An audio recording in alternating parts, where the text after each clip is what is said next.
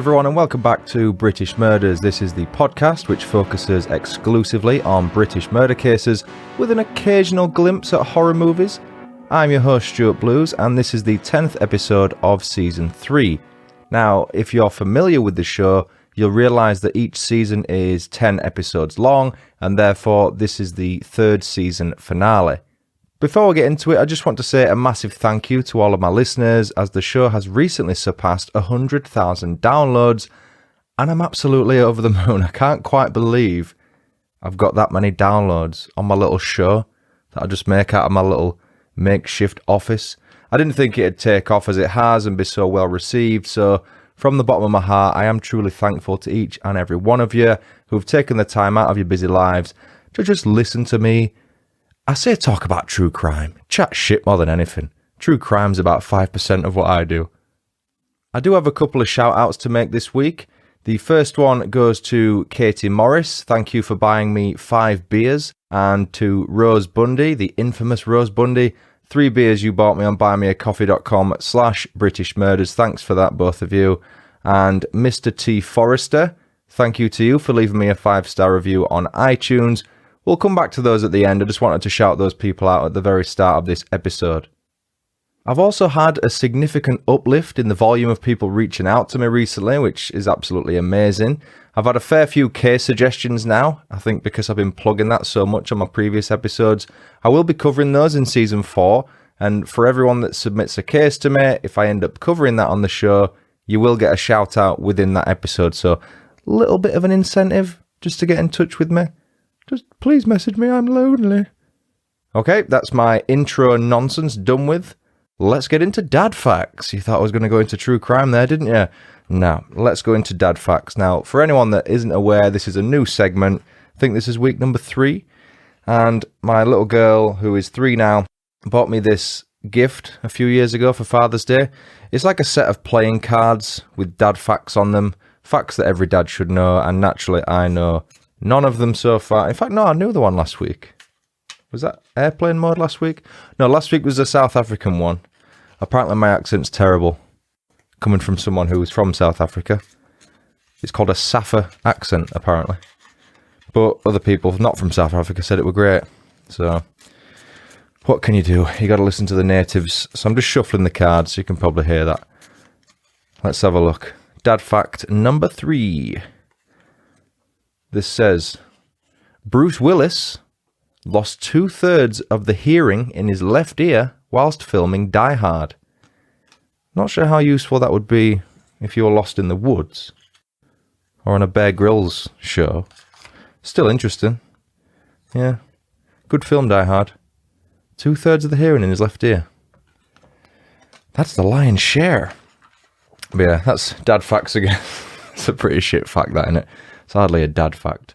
But anyway, now that that's done, we can finally get into this week's episode.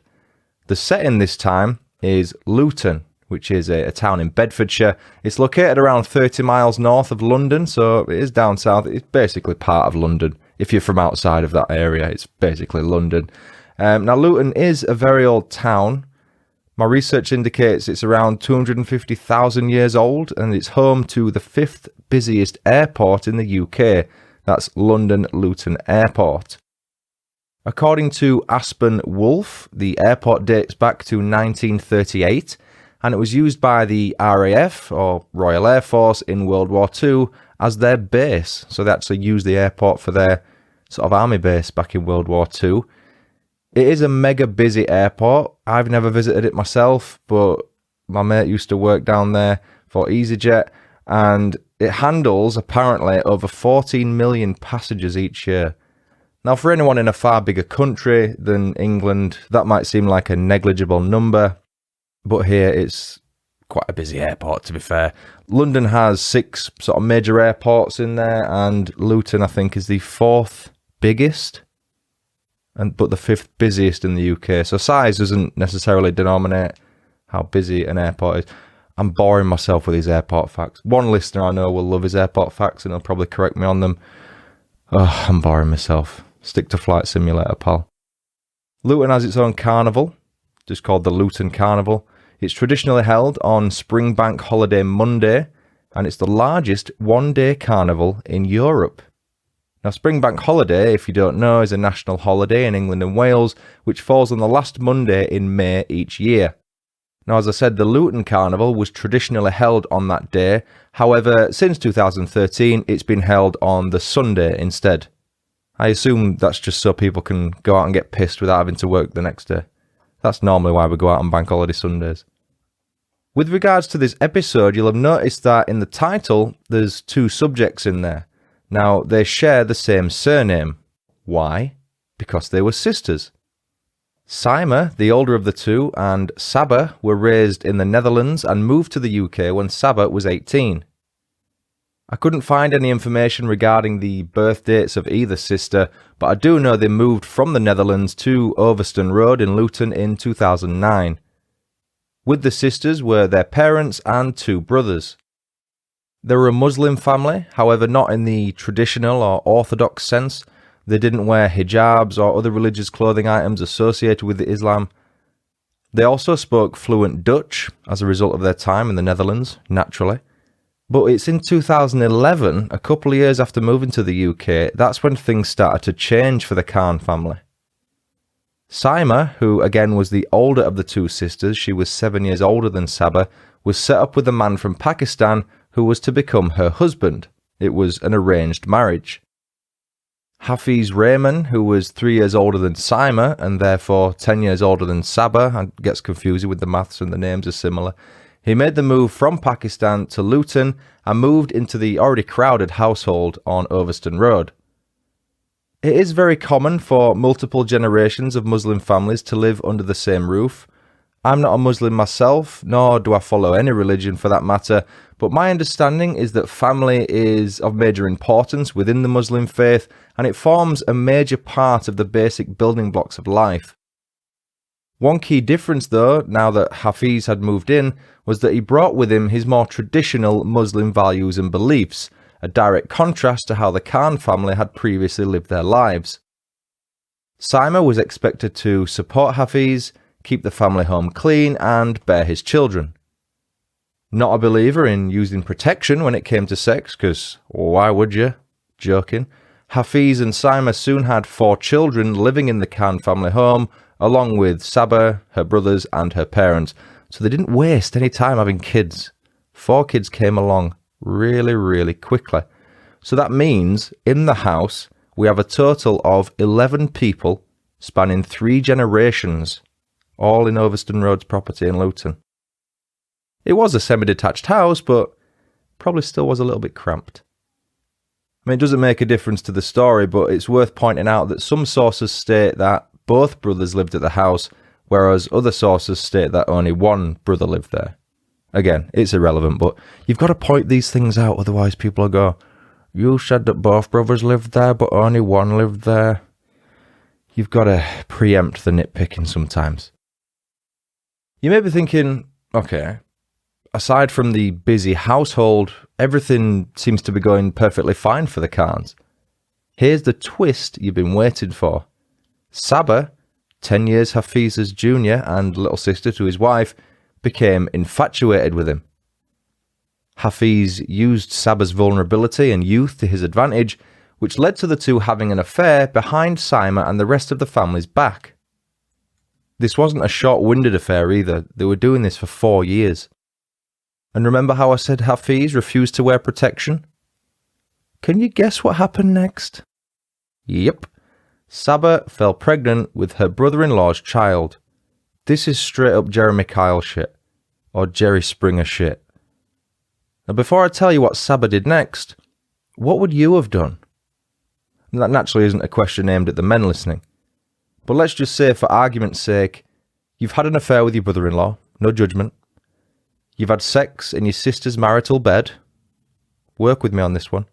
And you all live together with your parents, siblings, and nieces and nephews. You've basically got 2 choices here. Would you A, opt to keep the child, or B, terminate the pregnancy? That's a real dilemma of a question because on the one hand, Sabah was basically in love with Hafeez and she believed those feelings were reciprocated. But in reality, bringing his child into the world would have most definitely ruined the family, destroyed her relationship with each and every one of them, and most likely as well left her alone to raise her unborn child.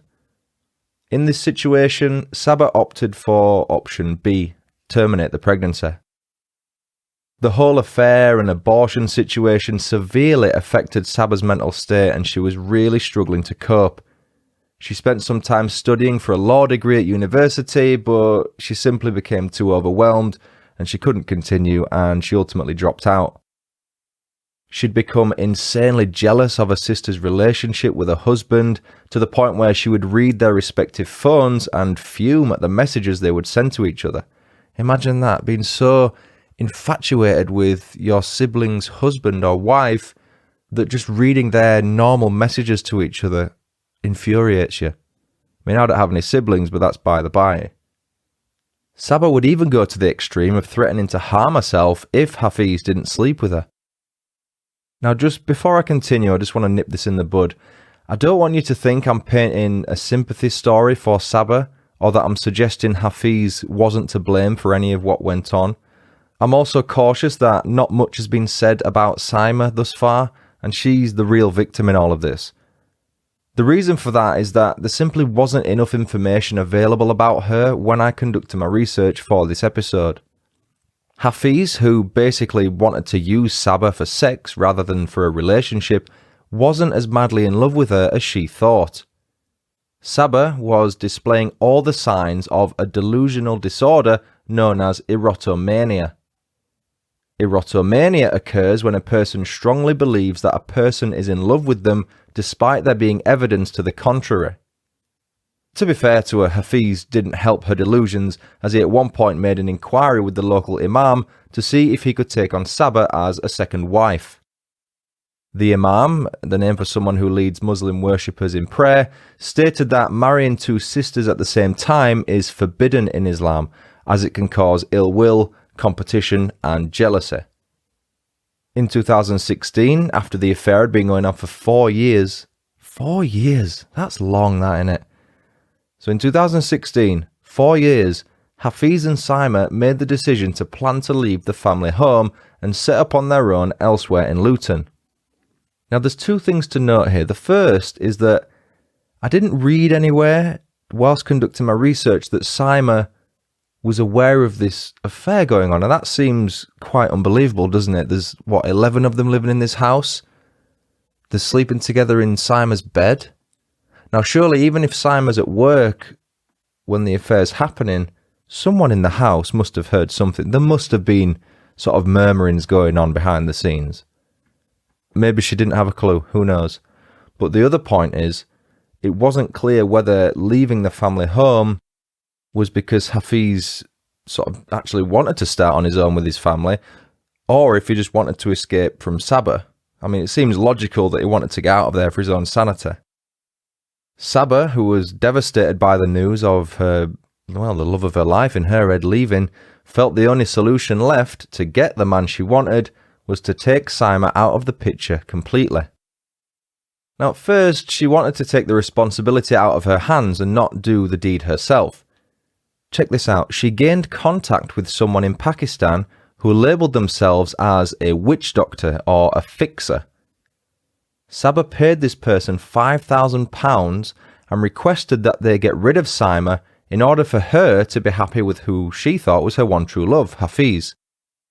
If you're getting confused at all this, you're not the only one, trust me. I had to read through this a couple of times before I grasped what the hell was going on. The plan was for the fixer, who performed black magic naturally, to put a spell on Saima, which would ultimately result in her death.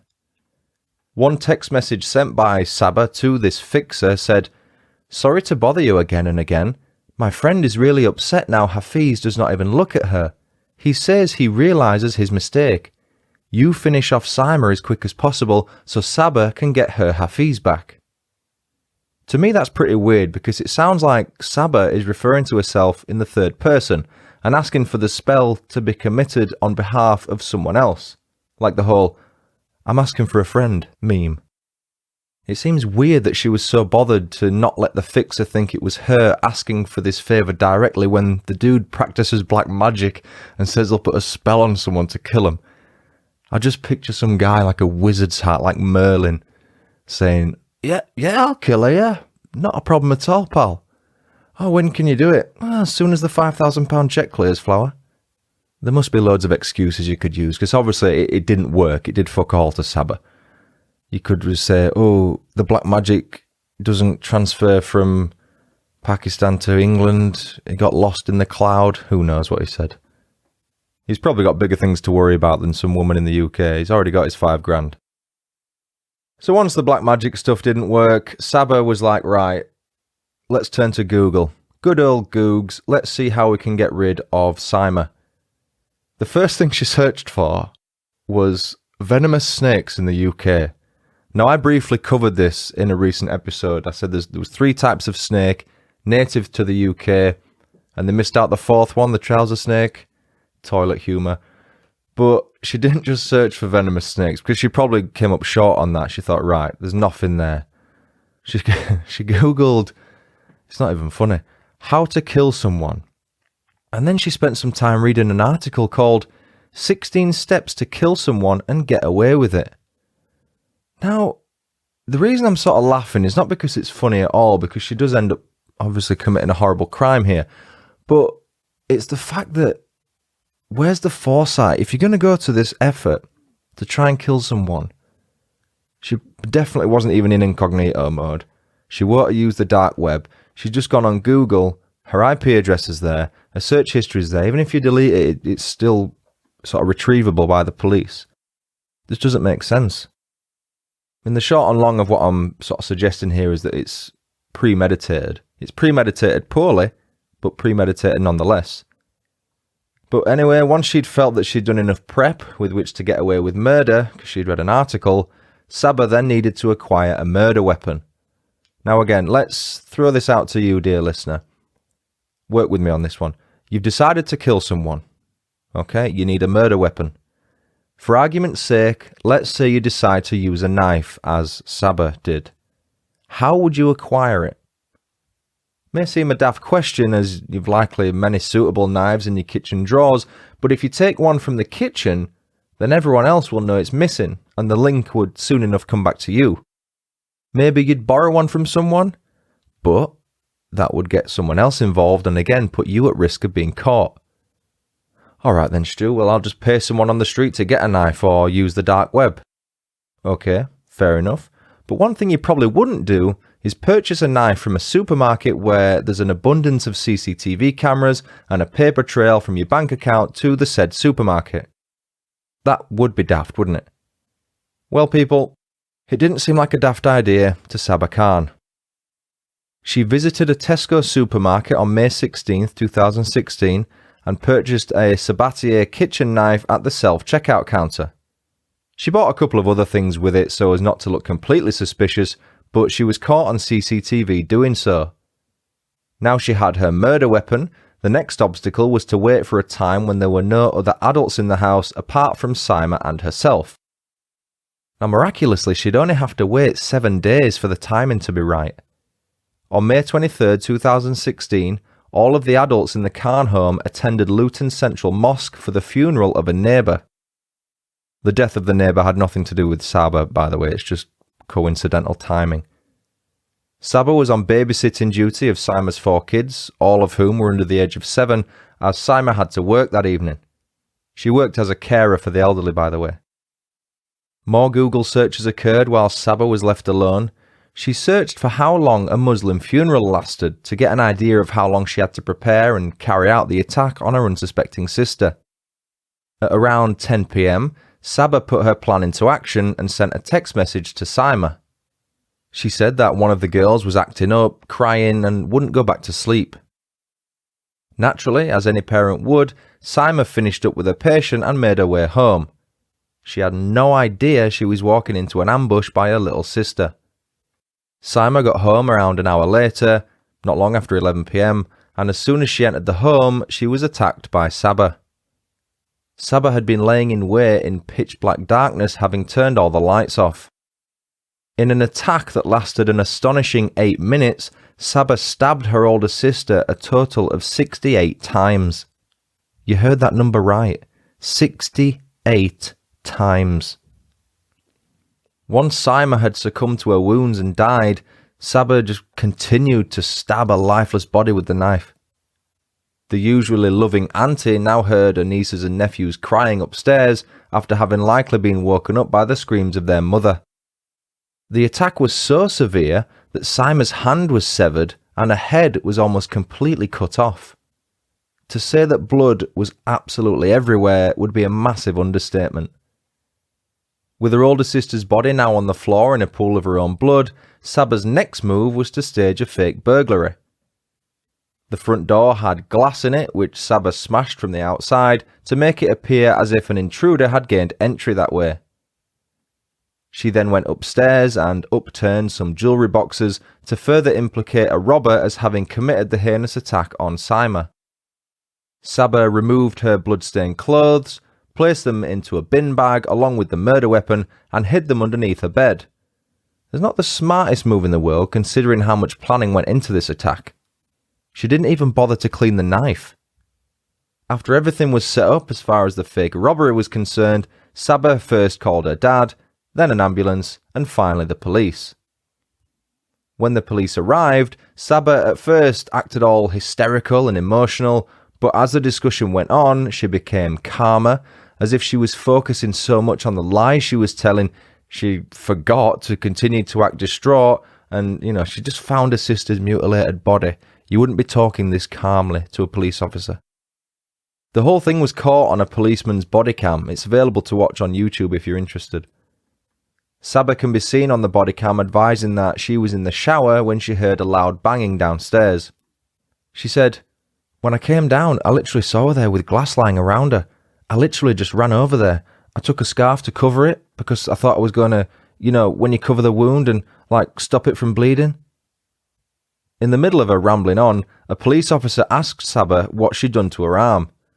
There appeared to be a scratch or a cut there, which was probably from when she broke the glass on the door. Sabah replied, "She had glass, so I took the glass out and there was glass everywhere. I was just hugging her to me, and then I don't know."